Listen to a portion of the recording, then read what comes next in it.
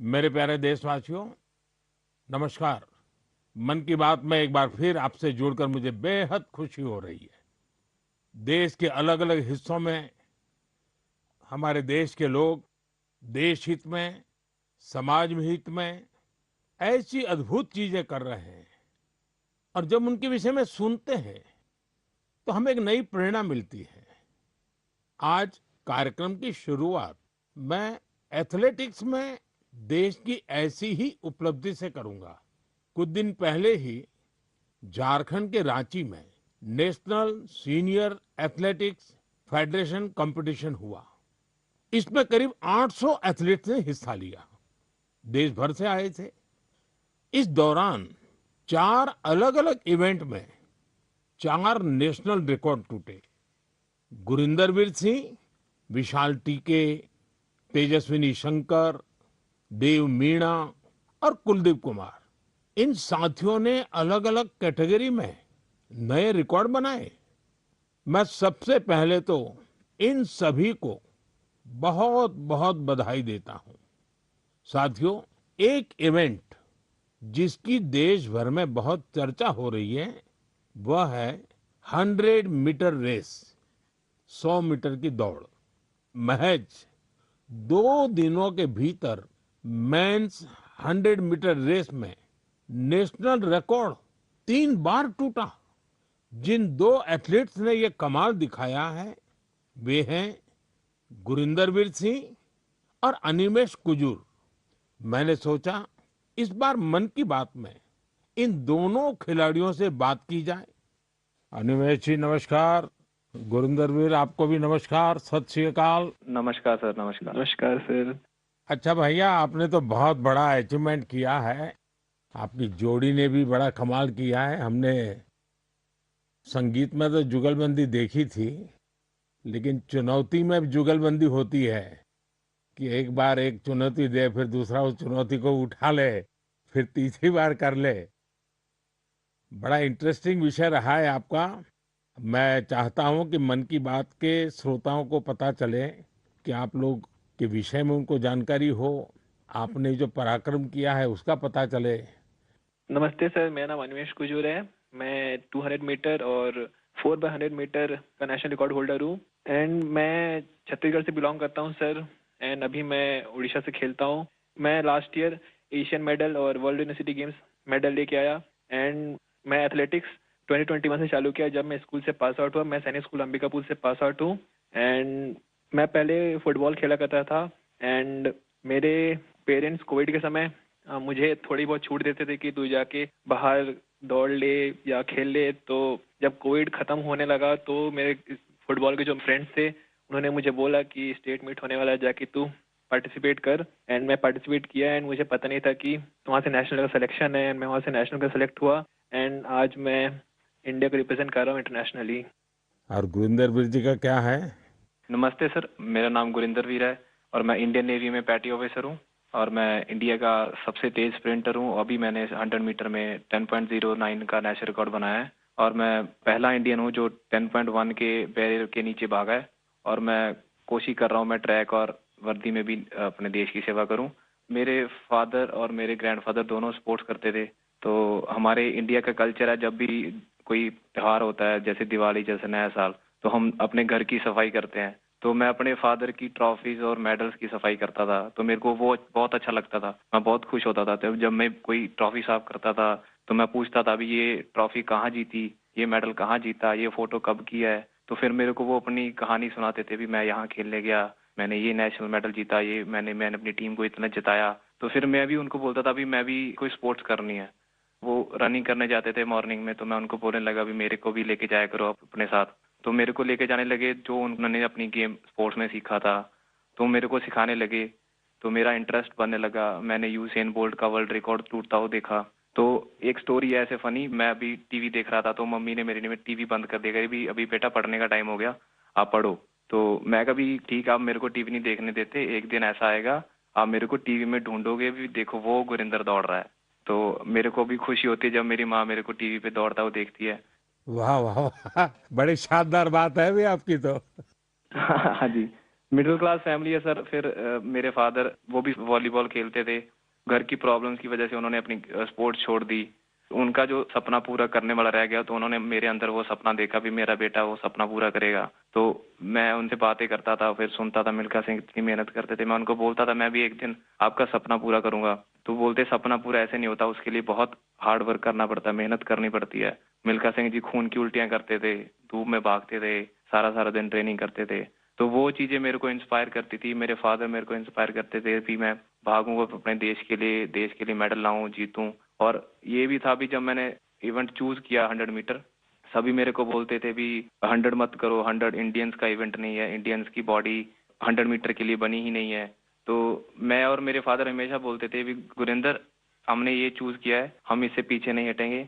जो हमें बोलते हैं भी हम नहीं कर सकते, हम उसको करके दिखाएंगे और तू करके दिखाएगा, मुझे तेरे पे भरोसा है।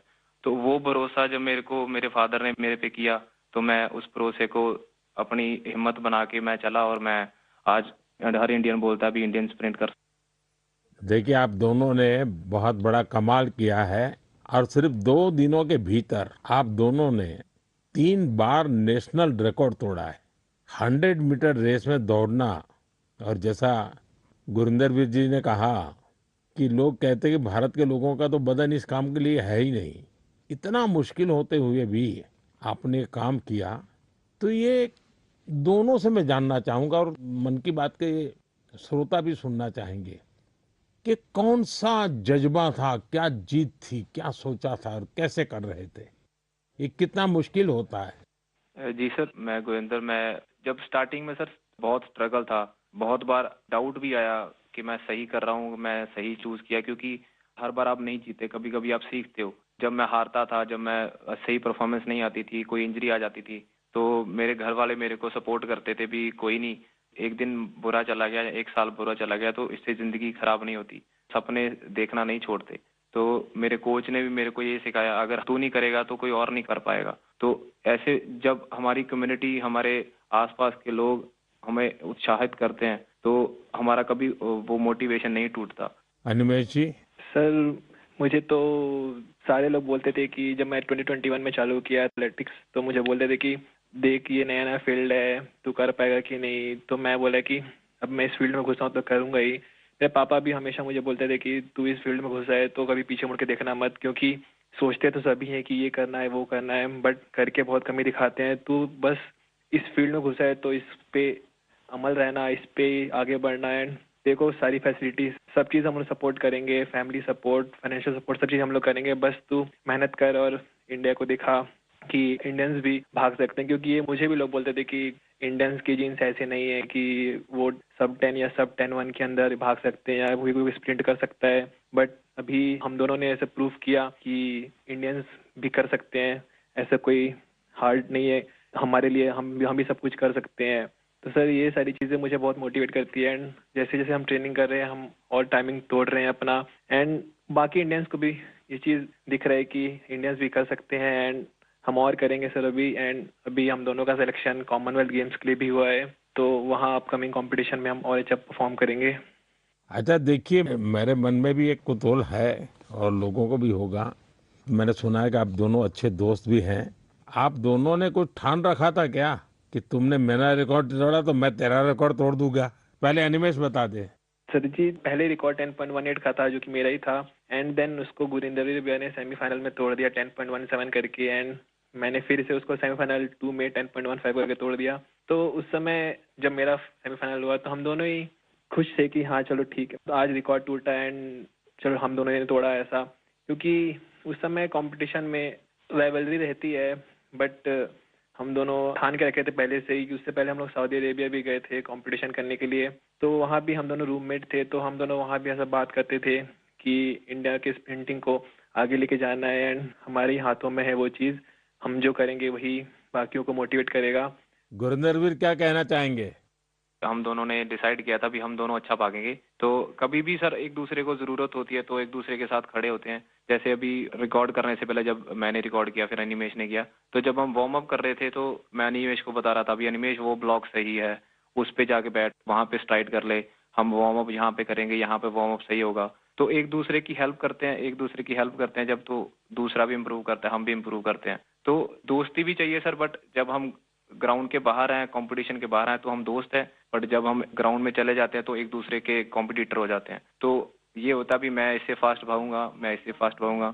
देखिए, आप लोगों ने जो स्पर्धा की है ना, वो देश का मान बढ़ाने के लिए की है, देश को भविष्य में इस जगह पे पहुंचाने के लिए की है और एक पॉजिटिव स्पिरिट से की है। और मैं मानता हूं कि आपका ये जो स्पोर्ट्समैन स्पिरिट है, खेलना भी है, एक दूसरे को चुनौती भी देना है और फिर आगे निकलने के लिए प्रयास करना है और फिर आगे जाने के लिए एक दूसरे की मदद करना है, ये अद्भुत काम किया है आप लोगों ने। मेरी तरफ से आपको बहुत बहुत बधाई, मेरी बहुत बहुत शुभकामनाएं और आप देश का नाम भी रोशन करेंगे, मुझे पूरा विश्वास है। आप ऐसे ही मेहनत करते रहिए, बहुत प्रगति होगी। बहुत बहुत शुभकामनाएं मेरी। शुक्रिया सर, शुक्रिया आपका सर। बहुत बहुत धन्यवाद। मेरे प्यारे देशवासियों, इस समय देश के ज्यादातर हिस्सों में बहुत गर्मी पड़ रही है। तेज धूप, गर्म हवाएं, ऐसे मौसम में अपना ध्यान रखना बहुत जरूरी है। पानी पीते रहिए, धूप में अगर निकलना ही पड़े तो थोड़ा संभल कर निकले। इस दिशा में सरकार की भिन्न भिन्न डिपार्टमेंट्स ने जो गाइडलाइंस जारी की है वो भी भूलिएगा नहीं। साथियों, हमारे यहाँ गर्मी से लड़ने का तरीका कई बार रसोई में भी मिलता है। आपने भी देखा होगा, जैसे जैसे गर्मी बढ़ती है वैसे वैसे घर की रसोई का स्वाद बदल जाता है, रसोई का प्रकार बदल जाता है। कहीं मटके का पानी निकल आता है, कहीं दही जमने लगता है, तो कहीं कच्चे आम उबलने लगते हैं और फिर शुरू होता है देसी पेय का दौर। देसी पेय से आप भी परिचित हैं। अगर आप उत्तर भारत में जाएंगे तो काफी जगह आपको मिलेगा आम पन्ना, कच्चे आम का स्वाद और गर्मी से राहत भी। पंजाब हरियाणा जाइए तो लस्सी मिल जाएगी, बड़े गिलास वाली लस्सी। राजस्थान और गुजरात में छाछ जैसे हर खाने की साथी बन जाती है। और बिहार, झारखंड, पूर्वी उत्तर प्रदेश में सत्तू का शरबत, उसकी तो बात ही क्या है, पेट भी भरे, ताकत भी दे। कोंकण और गोवा में कोकम शरबत, सोल कढ़ी, दक्षिण भारत में पानकम, नीरमोर, संबारम और ओडिशा में बेलपना। वो सिर्फ पेय नहीं, भारत के अलग अलग क्षेत्रों की परंपरा का हिस्सा है और इसमें एक भारत श्रेष्ठ भारत की भावना की झलक भी मिलती है। और एक बात जरूर ध्यान रखिएगा, इनमें से ज्यादातर चीजें हमारी अपनी रसोई से निकली है, हमारे खेत खलिहान से निकली है। कोई बड़ी ब्रांडिंग नहीं है, लेकिन पीढ़ियों का अनुभव उनमें समाया हुआ है। आप भी गर्मी के दौरान देसी पेयजलों का खूब आनंद लीजिए। साथियों, गर्मी आते ही एक और चर्चा हर घर में शुरू हो जाती है और वो है आम। आम आम चर्चा का विषय होता है। भारत में शायद ही कोई घर होगा जहां गर्मियों में आम की न होती हो। हर इलाके का अपना आम, अपना स्वाद, अपनी खुशबू। महाराष्ट्र और कोंकण का हापुस, अल्फांसो, गुजरात का केसर, यह तो आमरस की जान है। उत्तर प्रदेश का दशहरी और मेरी काशी का लंगड़ा। वैसे लंगड़ा आम की एक खास बात होती है, पकने के बाद भी उसका रंग कई बार हरा ही रहता है।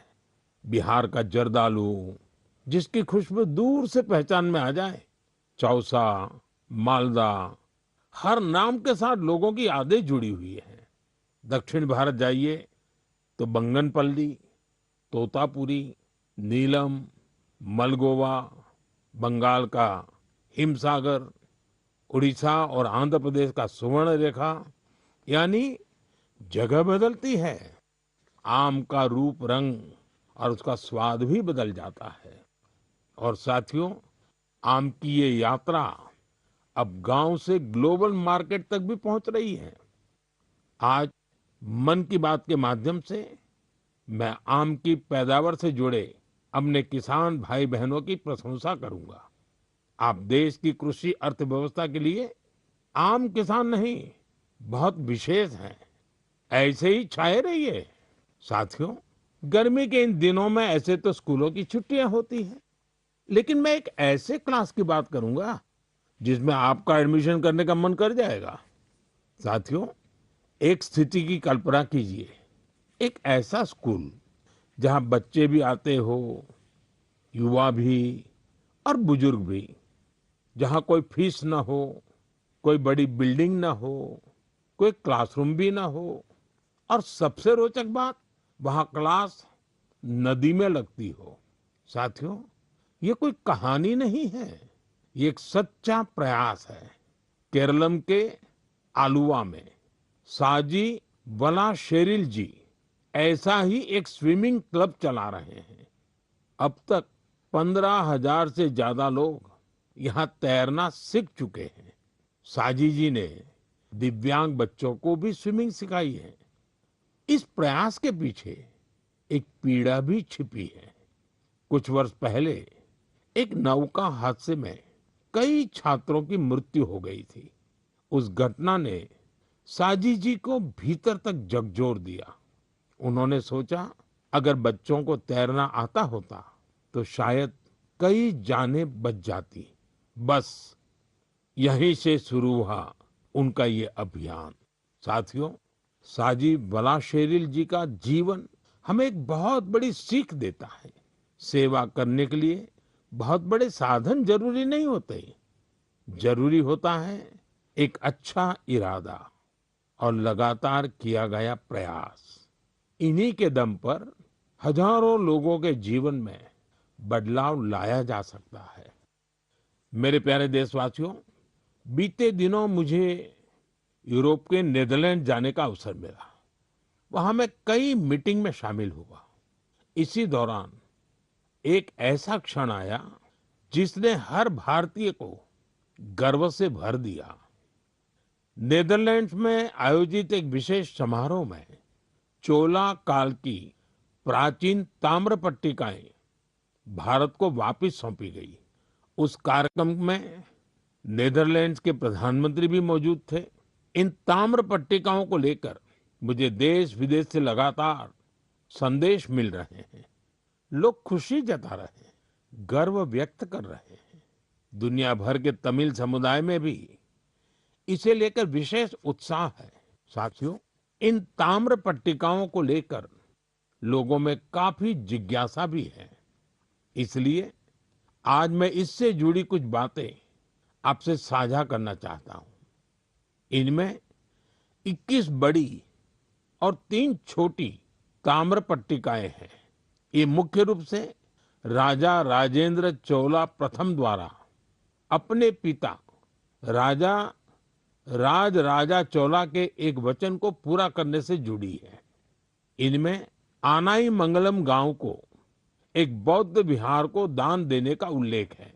इन ताम्र पट्टिकाओं में चोला वंश की उपलब्धियों का भी वर्णन मिलता है। इनसे पता चलता है कि चोला साम्राज्य की समुद्री शक्ति कितनी मजबूत थी। दक्षिण पूर्व एशिया के देशों के साथ उनके संबंधों की जानकारी भी इनमें मिलती है।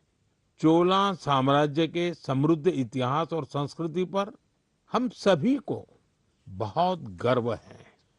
साथियों, हमारी सरकार भारत की ऐसी अमूल्य धरोहरों के संरक्षण के लिए लगातार प्रयास कर रही है। इसी क्रम में ज्ञान भारतम अभियान के तहत छत्तीसगढ़ के मल्हार में भी एक महत्वपूर्ण खोज हुई है। यहाँ 3 दुर्लभ ताम्र पट्टिकाएं मिली हैं। ये पांडुवंशी राजवंश के महर्षि बालार्जुन के शासनकाल से जुड़ी मानी जा रही है। विशेषज्ञ मानते हैं कि इंस्क्रिप्शंस छठी सातवीं सदी के हैं, यानी 1400-1500 साल पुराने। ये ताम्र पट्टिकाएं प्राचीन ब्राह्मी लिपि और पाली भाषा में लिखी गई है। इनसे उस समय की शासन व्यवस्था, धर्म और संस्कृति के बारे में महत्वपूर्ण जानकारी मिलती है। साथियों, हम भारतीयों में खगोल विज्ञान यानी एस्ट्रोनॉमी को लेकर हमेशा विशेष आकर्षण रहा है। हमारे देश में आज भी सदियों पुरानी ऑब्जर्वेटरीज मौजूद है। यहाँ अद्भुत मैथमेटिकल डिस्कवरीज हुई है। नेविगेशन हो, पंचांग हो या हमारे पर्व त्योहार, इन सब का संबंध आकाश और तारों से रहा है। हमारे यहाँ एस्ट्रोनॉमी ने हर पीढ़ी में कौतूहल जगाया है, उसे एक्सप्लोरेशन के लिए प्रेरित किया है और आज के युवाओं में भी इसे लेकर काफी उत्साह दिखाई देता है। आजकल आप भी देखते होंगे, देश भर में एस्ट्रोनॉमी क्लब्स तेजी से लोकप्रिय हो रहे हैं। बड़े शहरों से लेकर छोटे कस्बों तक, स्कूलों से लेकर पार्कों तक इनकी गतिविधियां दिखाई देती हैं। मुझे बेंगलोर एस्ट्रोनॉमिकल सोसाइटी के बारे में जानकारी मिली। यहाँ ऑब्जर्वेशनल सेशंस आयोजित किए जाते हैं। इस संस्था ने ग्रामीण क्षेत्रों में एस्ट्रोनॉमी को लोकप्रिय बनाने का मिशन भी शुरू किया है। खगोल मंडल नाम की टीम ने 30 घंटे का एक बहुत इनोवेटिव कोर्स शुरू किया है।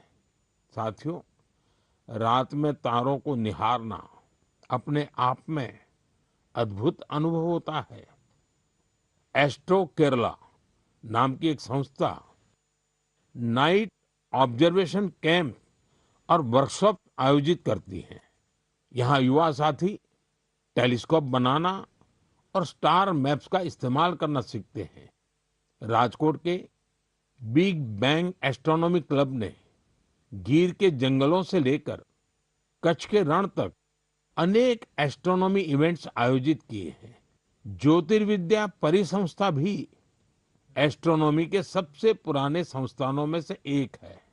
यहाँ ऑब्जर्वेशनल फैसिलिटीज के साथ साथ बुक्स, लाइब्रेरी और टेलीस्कोप लाइब्रेरी की सुविधा भी है। मैं आईसेक का भी जिक्र करना चाहूंगा। यह एक student led nationwide network है जो एस्ट्रोनॉमी और एस्ट्रोफिजिक्स क्लब को आपस में जोड़ता है। साथियों, अपनी हॉबी के लिए समय निकालना और लगातार कुछ नया सीखते रहना बहुत जरूरी है। मैं युवाओं से आग्रह करूंगा कि वे किसी एस्ट्रोनॉमी क्लब से जरूर जुड़े और इन छुट्टियों में किसी प्लेनेटेरियम को भी जरूर देखने जाएं। साथियों, मन की बात कार्यक्रम को जो लोग टीवी पर देख रहे हैं, मैं उनसे कहूंगा, एक वीडियो जरूर देखिएगा। ये वीडियो पिछले दिनों बहुत चर्चा में रहा। इसमें कुछ लोग बहुत धैर्य से, बहुत सावधानी से एक गंगा डॉल्फिन को बचाने की कोशिश कर रहे हैं। आपको ये जानकर आश्चर्य होगा, इस पूरे प्रयास में करीब 13 घंटे लगे और आखिरकार वो डॉल्फिन बच गई। साथियों, इसमें बहुत बड़ी भूमिका रही भारत की पहली गंगा डॉल्फिन रेस्क्यू एम्बुलेंस की। ये घटना उत्तर प्रदेश की है। वहां एक गंगा डॉल्फिन नहर में फंस गई थी। ऐसे समय में नमामि गंगे अभियान के तहत बनी ये एम्बुलेंस उसके लिए उम्मीद बनकर पहुंची। फिर बहुत सावधानी से उसे बाहर निकाला गया, उसकी जांच की गई, उसका इलाज किया गया और उसके बाद उसे सुरक्षित राप्ती नदी में छोड़ दिया गया। एक तरह से कहें तो एक जीवन फिर अपने घर लौट गया। साथियों, ये डॉल्फिन रेस्क्यू एम्बुलेंस बहुत खास है। इसे एक चलते फिरते अस्पताल की तरह तैयार किया गया है। इसमें डॉल्फिन को सुरक्षित रखने की व्यवस्था है, ऑक्सीजन की सुविधा है, विशेष स्ट्रेचर है, बचाव के उपकरण है। यानी अगर कोई डॉल्फिन घायल हो जाए, नहर में फंस जाए या नदी से कट जाए तो तुरंत उसकी मदद की जा सकती है। साथियों, जब हम गंगा डॉल्फिन को बचाते हैं तो हम सिर्फ एक प्रजाति को नहीं बचाते, हम गंगा की जैव विविधता को बचाते हैं, नदी के पूरे जीवन तंत्र को बचाते हैं और अपनी आने वाली पीढ़ियों के लिए प्रकृति की एक अमूल्य धरोहर भी बचाते हैं। मेरे प्यारे देशवासियों, आप में से बहुत लोगों की नदी, तालाब और कुएं के पानी से जुड़ी यादें जरूर होगी। किसी को तालाब में तैरना याद होगा, किसी को दोस्तों के साथ तालाब किनारे खेलना, किसी को उस मिट्टी की खुशबू याद होगी। बचपन की ऐसी यादें जीवन भर मन में बसी रहती हैं। साथियों, ऐसी ही यादों को बचाने की एक प्रेरक गाथा उत्तर प्रदेश के बस्ती जिले से सामने आई है। बस्ती के आकाश गुप्ता अपने गांव की मनोरमा नदी को देखकर बहुत दुखी होते थे, क्योंकि जिस नदी को उन्होंने बचपन में साफ और जीवन देखा था, समय के साथ उस नदी में प्लास्टिक जमा होने लगा था, गंदगी बढ़ती चली जा रही थी। श्रीमान आकाश ने तय किया कि शिकायत नहीं करेंगे, एक नई शुरुआत करेंगे। शिकायत नहीं, शुरुआत मंत्र बन गया। उन्होंने अपने दोस्तों को साथ लिया। सिर्फ जाल था, फावड़ा था, टोकरी थी और सबसे बड़ी ताकत थी कुछ बदलने का संकल्प। ये युवा नदी में उतरते थे, जलकुंभ भी निकालते थे, प्लास्टिक और कचरा बाहर लाते थे। कई बार एक दिन में 50-60 किलो तक कचरा नदी से निकाला गया। धीरे धीरे मनोरमा नदी का वह हिस्सा फिर से साफ दिखने लगा। आसपास के लोगों का ध्यान भी इस काम की तरफ गया। लोगों में स्वच्छता को लेकर जागरूकता बढ़ी। साथियों, ऐसी ही एक प्रेरक कहानी गोवा से भी सामने आई है। गोवा के बाल कृष्ण अय्या जी रिटायर्ड टीचर हैं, लेकिन समाज के लिए काम करने का उनका उत्साह आज भी वैसा ही है। उन्हें मड्डी तोलाब इलाके में पानी की समस्या बहुत परेशान करती थी। उन्होंने भी समाधान के लिए काम शुरू किया। बालकृष्ण जी ने पाइपलाइन बिछाने के काम में महत्वपूर्ण भूमिका निभाई। इससे कई घरों तक पानी पहुंचा।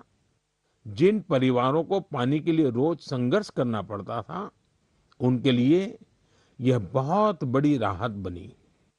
साथियों, पिछले महीने मुझे एक बहुत अच्छा अनुभव हुआ।